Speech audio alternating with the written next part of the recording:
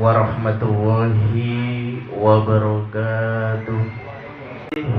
Wasallam fi hadis as-sarif istausu bin nisa'i khairan fa innal mar'ata khuliqat min dhul'i wa in a'waja ma fi dhul'i a'lahu fa in dhahabat tuqimuhu kasaratuhu wa in taraktahu lam yazal a'waj fastausu bin nisa'i khairan. Amma ba'du. Kesempatan malam hari ini adalah malam di mana kula lan panjenengan sami diundang oleh Bapak Tarif sekeluarga.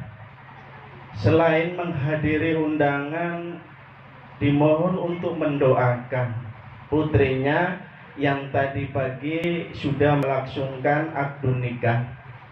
Harapan terbesar Bapak Tarif sekeluarga dan kita semuanya mendoakan supaya menjadi keluarga yang sakinah, mawaddah, warahmah fid dini wad dunya wal akhirah. Allahumma amin.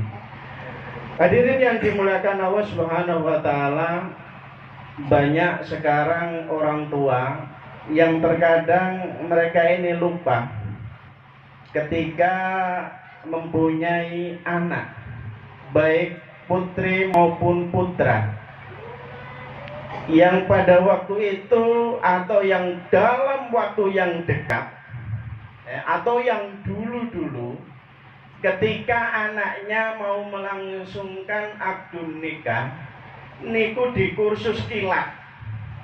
Padahal hidup berumah tangga itu bukan 1-2 bulan, tahunan. Maka inilah yang terkadang bekal yang diberikan oleh orang tua ini sangat minim dan kurang. Padahal bekal yang paling utama ketika anak itu mau menikah, anak harus dibekali dengan ilmu, anak harus dibekali dengan iman dan takwa, anak harus dibekali tentang hak dan kewajiban. Tetapi nek kula tingali, bahkan kita semuanya hampir memperhatikan bekal yang utama niku mboten niku mesti ditangleti wis duwe pinten, wis tuku apa, pakaian apa, wis siap tak terop dan lain sebagainya. Itu juga penting, tapi ada yang lebih penting tadi.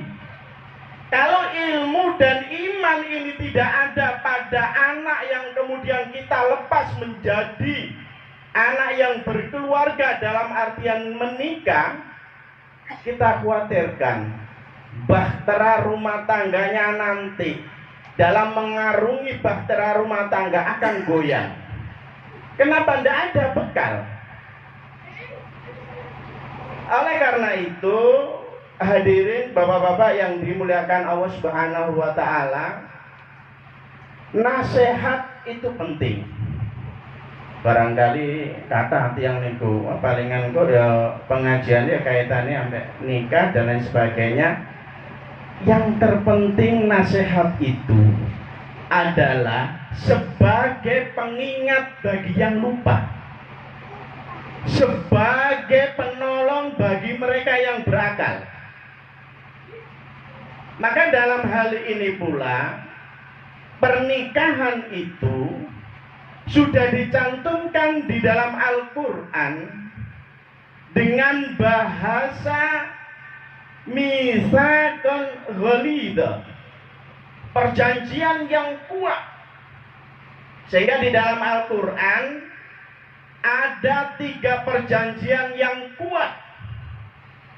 Perjanjian yang pertama adalah perjanjian Allah Subhanahu wa taala dengan Bani Israel. Wa akhadna minhum mitsaqan ghalidha. Perjanjian yang kuat.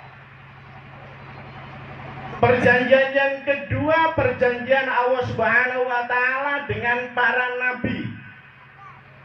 Wa akhadna minan nabiyyina mitsaqahum wa minka wa min Nuh wa Ibrahim wa Musa wa Isa wa akhadnahum mitsaqan ghalidha.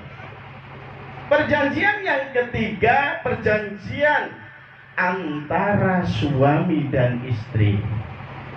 Wa akhadna minkum mitsaqan ghalidha. Kenapa perjanjian yang kuat ini menjadi perjanjian kesepakatan? Karena yang pertama, bahwa perjanjian ini menyangkut kaitannya dengan bahtera rumah tangga yang mereka akan jalani. Yang kedua, bahwa perjanjian ini bukan antara suami dan istri saja. Kalau suami dan istri itu hanya sebagai perantara. Tapi pada dasarnya ini adalah perjanjian dengan Allah Subhanahu wa taala. Ya. Kenapa? Li'annal akhid lil ahdi hakikatan huwa. Karena yang mengambil janji ini bukan suami dan istri. Pada hakikatnya yang menikah ini berjanji dengan Allah Subhanahu wa taala. Tentu banyak hal yang harus disiapkan.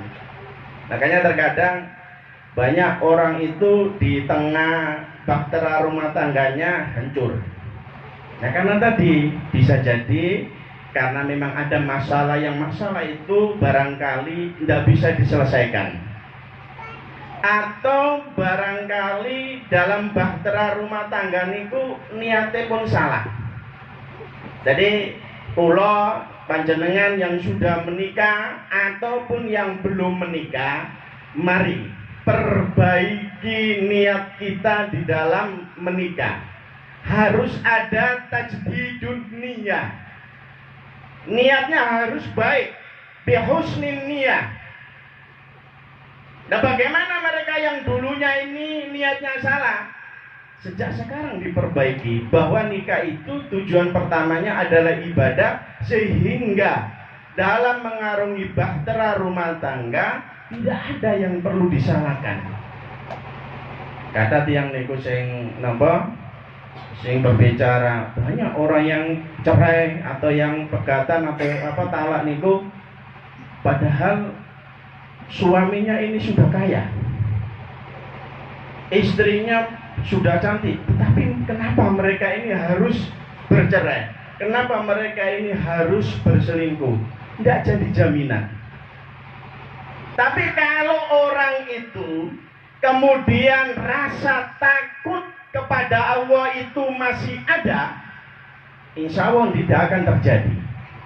Kalau orang itu masih ada rasa malu mengerjakan perbuatan dosa, tidak akan terjadi. Makanya kejadian semacam ini dalam hal hak-hak kewajiban seorang suami itu ada bahasa al-mu'asaratu bil ma'ruf. Harus berbuat baik. Ketika saya membaca ini wa ashiruhunna bil ma'ruf, ya, Ibnu Abbas mengatakan berbuat baik itu yang kayak bagaimana sih? Apakah harus perempuan itu, istri itu dikasih uang yang banyak? Tidak. Ibnu Abbas mengatakan kasih sayang yang tulus. Harus ada rasa cinta. Tidak kemudian menjadi seorang suami sing moro tanganan. Ya. Maka Imam Malik ketika beliau ini berumur 9 sampai 19 tahun, ketika beliau ini hidup bersama Rasulullah, tidak pernah dia mendapatkan Rasulullah itu marah, membentak, bahkan memukul istrinya. Nah, harus sabar. Lah, kesabaran yang semacam ini terkadang ya harus dimiliki bukan pada suami saja dan bukan pada istri saja. Maka para ulama kemudian mengartikan al-mu'asyarah, ya, karena ini wazannya adalah al-mufa'alah atau mufa'alatun. Ini artinya musyarakah. Musyarakah itu berarti antara suami dan istri itu harus berbuat baik. Tuntutannya bukan suami saja yang harus berbuat baik, kemudian istrinya tidak. Nah saniki niku kadang-kadang istri lebih dominan daripada suami. Gara-gara apa? Karena penghasilan istri lebih banyak daripada suami.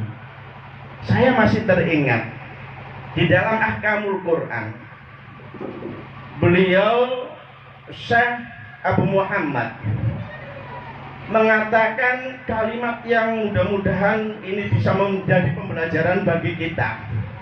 Artinya kita harus sabar menghadapi lesan mulut daripada istri, karena itu adalah salah satu daripada ujian dan cobaan bagi suami.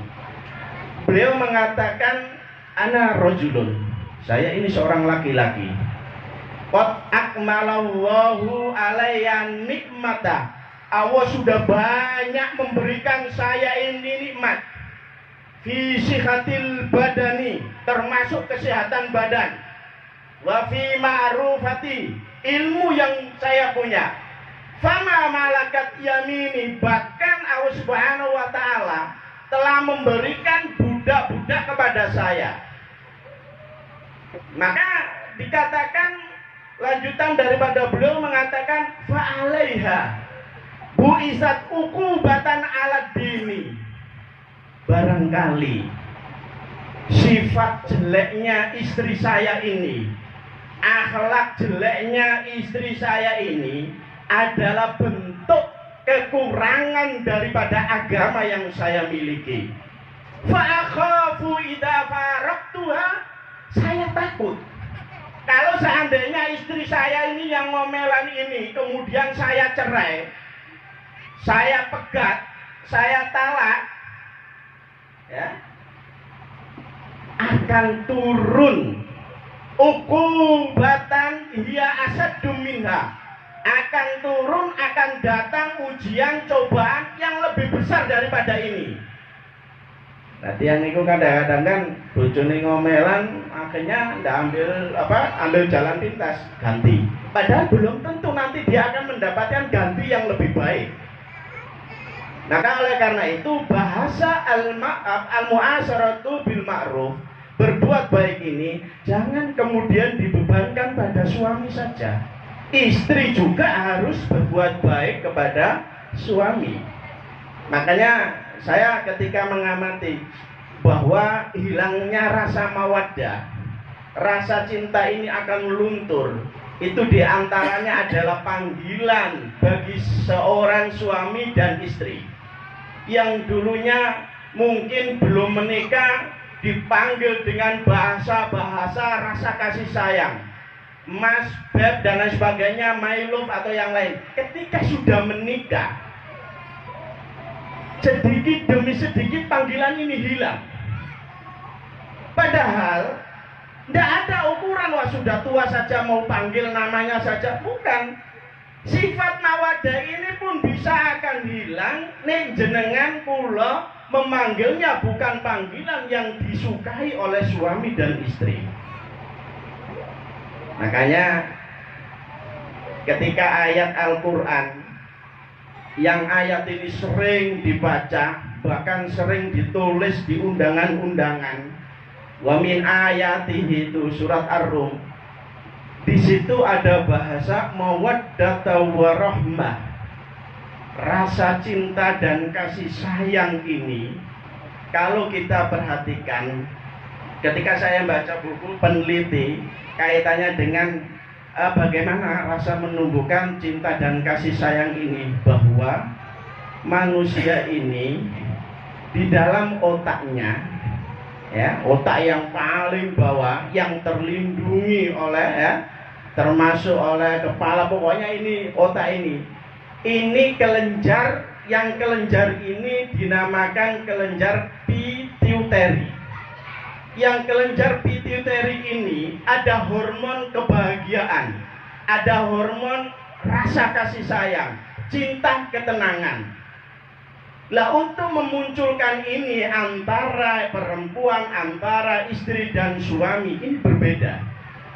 Mungkin kalau istri lebih cepat, ya, hormon ini akan. Tapi untuk yang laki-laki, ya, ini agak lama, ya. Lah di antaranya bagaimana?